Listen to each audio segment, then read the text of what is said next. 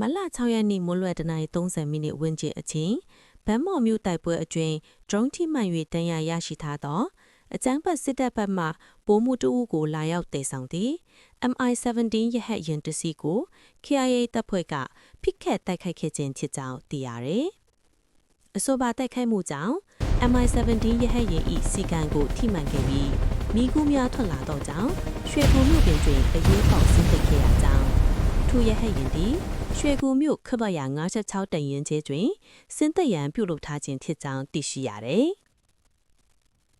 ဗန်းပေါ်မှာလည်းပစ်ချတာ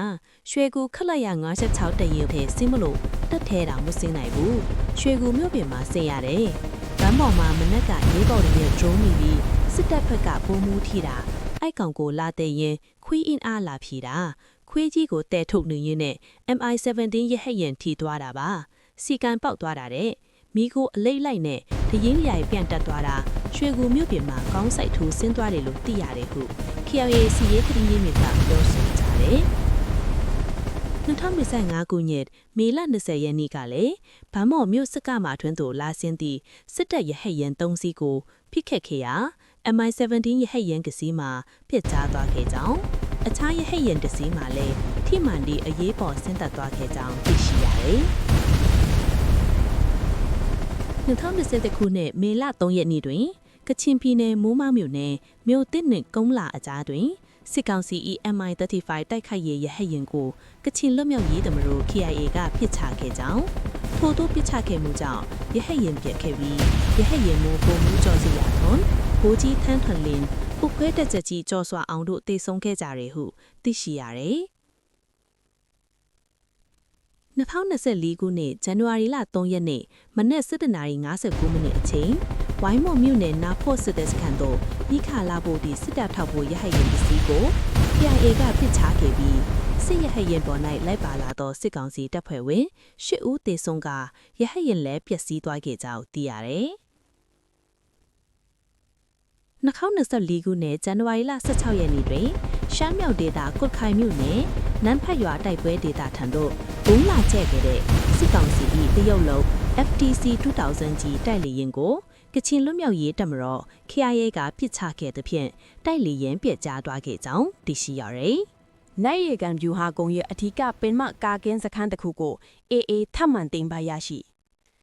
စစ်သုံးပါးနဲ့လက်နက်ခဲယမ်းတချို့ဖမ်းဆီးရမည်မတ်6 2026ရခိုင်မကွေးရိုးလန်းပေါ်ကအကျန်းဖတ်စစ်ကော်မရှင်တပ်နိုင်ရီကန်ဗျူဟာကုန်းရဲ့အထူးပင်မကာကင်းစခန်းတစ်ခုကိုအရခတတပ်တော် AA ကမလပထမပတ်မှာထိုးစစ်ဆင်တိုက်ခတ်ရမှာတရက်သေးအတွင်းအပြီးတပ်သိမ်းပိုက်ရရှိခဲ့တယ်လို့သတင်းရရှိပါတယ်။မြေပြင်စစ်ရေးသတင်းရင်းမြစ်တို့က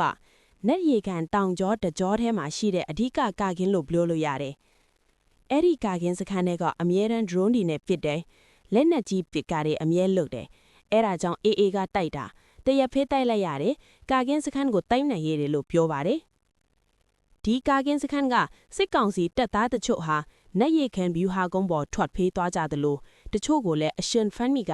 လက်နက်ခဲယမ်းတချို့ကိုလည်းသိမ်းဆည်းရမိထားတယ်လို့သူကဆက်လက်ပြောဆိုပါတယ်။တချို့ကတော့ကုန်းပေါ်ကဲတယ်တချို့ကတော့ AA ကအရှင်ဖန်မီတာတွေရှိတယ်တွေ့တာတွေလည်းရှိတယ်လို့ပြောပါတယ်။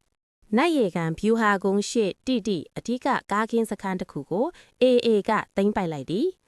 မတ်လ6ရက်နေ့2026နိုင်ရီကန်ဗျူဟာကုန်းပေါ်ကအကြမ်းဖက်စစ်ကော်မရှင်ရဲ့ကာကင်းစခန်းတစ်ခုကိုအရခတတော်ဘက်ကသိမ်းပိုက်လိုက်တယ်လို့စစ်ရေးသတင်းရင်းမြစ်ကအတည်ပြုသည်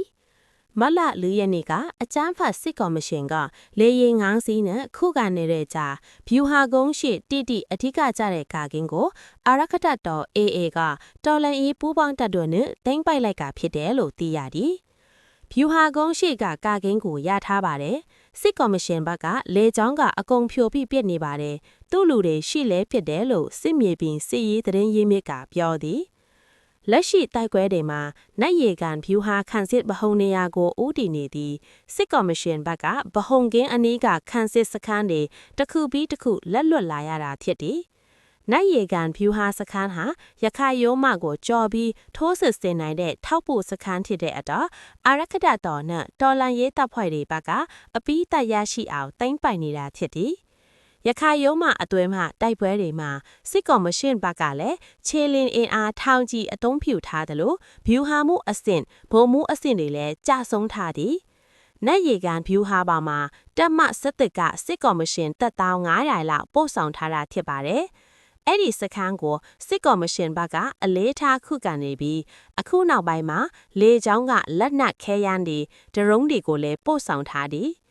နတ်ရေကန်ဗျူဟာကထွက်ပြေးလွတ်ရောက်လာတဲ့ပြည်သူစစ်တပ်သားတွေဟာလည်းအာရခဒတော်လဲတော်လန်ရဲတပ်ဖွဲ့တွေစီကိုလစဉ်အလင်းဝင်နေကြသည်